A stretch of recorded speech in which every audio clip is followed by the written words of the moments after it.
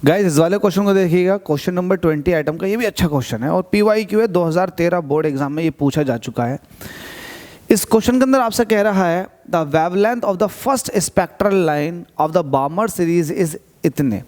देखो ये पहली स्पेक्ट्रल लाइन की वेवलेंथ दे रखी है बामर के लिए। अब आपको पता है बामर के लिए क्या होता है, मैं आपको दिखा देता हूँ। एक्चुअल में बामर तब बनता है जब इलेक्ट्रॉन हायर एनर्जी स्टेट से सेकंड ऑर्बिट में आकर रुकता है। आपको पता है न्यूक्लियस ये है, तो ये first orbit, second, third, fourth, fifth, sixth ऐसे, तो यानी इज इक्वल टू 1 2 3 4 5 6। तो जब इलेक्ट्रॉन हायर एनर्जी स्टेट में से और दूसरे में आकर रुकता है तो ये बनती है, जो वेवलेंथ निकलती है वो एक्चुअल में लाई करती है बामर के अंदर। तो मैं कह रहा हूँ कि अगर ये 3 से 2 में आ रहा है तब भी ये बामर, 4 से 2 में आ रहा है ये तब भी बामर, 5 से 2 में आ रहा है तब भी बामर, 6 से 2 में आ रहा है तब भी बामर। तो इलेक्ट्रॉन जब हायर एनर्जी स्टेट से सेकंड एनर्जी लेवल में आता है, ठीक है, सेकंड एनर्जी लेवल में आता है, तब जो स्पेक्ट्रल लाइंस आती हैं वेवलेंथ की वो सारी की सारी बामर में आती है। अब आपसे कह रहा है the wavelength of the first spectral line of the बामर series is इतने। अब ये फर्स्ट कब निकलता है, तो देखो आपको ये तो पता है ना कि 2 में आकर रुकेगा, लेकिन कहाँ से? तीसरे से भी आ सकता है, चौथे से भी आ सकता है, 5वें से भी, छठे से भी, और ऐसा होते होते इनफाइनाइट से भी आ सकता है।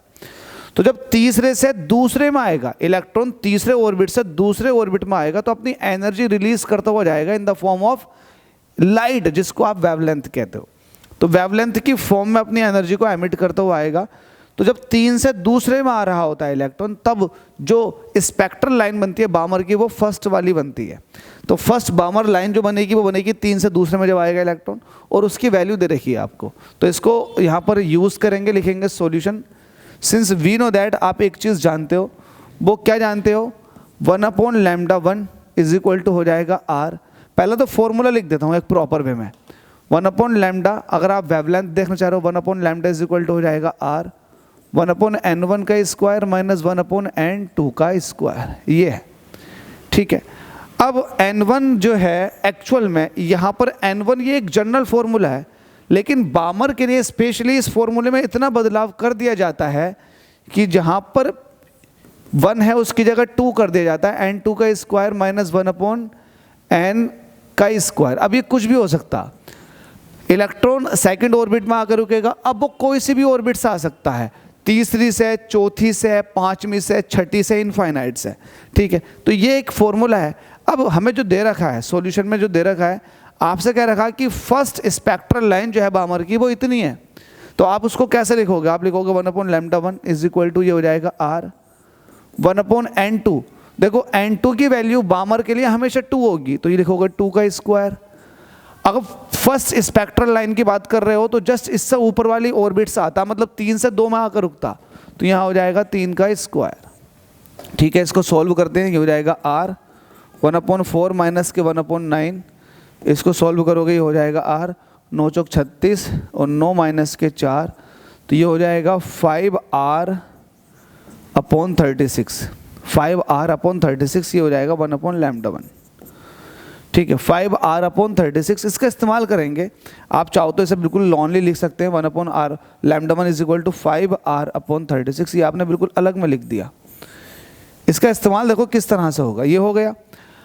अब आपसे कह रहा find the wavelength of the second and the last line of this series. अगर आप बामर की सेकंड सीरीज की बात कर रहे हो तो सेकंड कहाँ से बनती है? पहली तब बनती है जब 3 से दूसरे में आ रहा होता है, तो सेकंड तब बनेगी जब 4 से 2 में आकर रुकेगा। तो मैं वही कह रहा हूं, सेकंड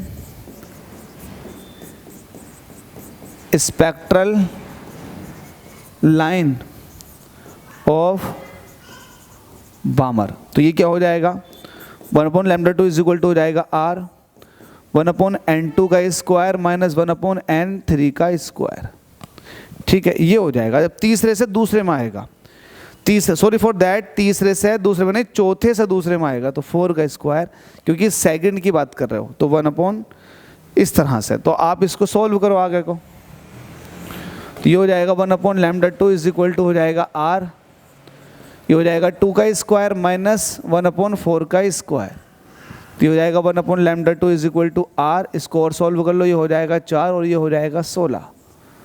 तो एलसीएम ले लोगे तो ये आ जाएगा 16, 4 चौके 16, 4 माइनस के 1, तो ये हो जाएगा 3r डिवाइडेड बाई 16। तो ये हो जाएगा 1/λ2। ये है सेकंड स्पेक्ट्रल लाइन। अभी और सॉल्व करेंगे आगे को। अब आपसे कह रहा लास्ट है ना, लास्ट की भी बात कर रहा, तो लास्ट स्पेक्ट्रल लाइन तब आती है जब इलेक्ट्रॉन इनफाइनाइट से आ करके सेकंड ऑर्बिट में रुकता है। तो आप कहोगे for last spectral lines, lines मत कहो लाइन कहो, ठीक है। लास्ट की बात चल रही है तो ये हो जाएगा 1/λ। अब इसको 1/λ चाहो तो 1/λ कह दो लास्ट के लिए, तो ये हो जाएगा r 1/2 का स्क्वायर माइनस 1/इनफाइनाइट, इनफाइनाइट से 2 में आकर रुकता है, तो ये हो जाएगा r। अब किसी के नीचे इनफाइनाइट होता तो इसका मतलब 0 है, तो ये सिर्फ हो जाएगा r, नीचे हो जाएगा 4, तो ये हो जाएगा 1/λ, ठीक है। तो ये कुछ इस तरह से निकल कर आ गया 1/λ इज इक्वल टू हो जाएगा r डिवाइडेड बाई 4। अब बाकी को सॉल्व कैसे करें, एक्चुअल वैल्यूज़ कैसे निकलेंगी इनकी, तो एक्चुअल वैल्यूज़ निकल जाएंगी। इसको इक्वेशन कहो फर्स्ट, इसको कहो 2 और इसको कहो 3। आपने सबको इक्वेशन के नाम दे दिए। अब आप कहोगे कि यार मैं एक काम कर लेता हूँ, मुझे चाहिए क्या, सबसे पहले मुझे चाहिए λ2।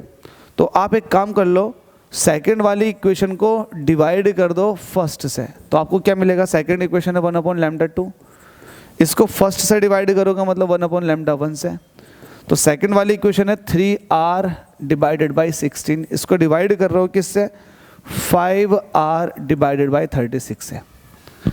1/λ2 की वैल्यू आपने रख दी पूरी पूरी, 1/λ1 की वैल्यू आपने रख दी पूरी पूरी, बिल्कुल।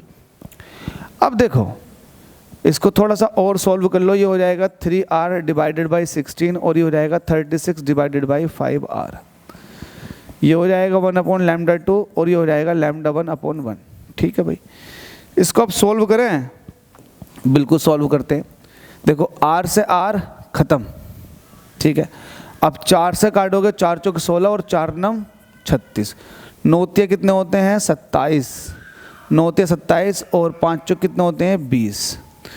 इधर क्या चल रहा है, λ1 डिवाइडेड बाई λ2, ये चल रहा है λ1 डिवाइडेड बाई λ2, ये 27 डिवाइडेड बाई 20 चल रहा है, ठीक है। अब इसको सॉल्व कैसे करना है, किसकी वैल्यू दे रखी है आपको, λ2 को निकालना, तो ये हो जाएगा देखो λ2 इज इक्वल टू हो जाएगा, इसे यहाँ भेज दो, ये हो जाएगा 20 λ1 डिवाइडेड बाई 27, ठीक है।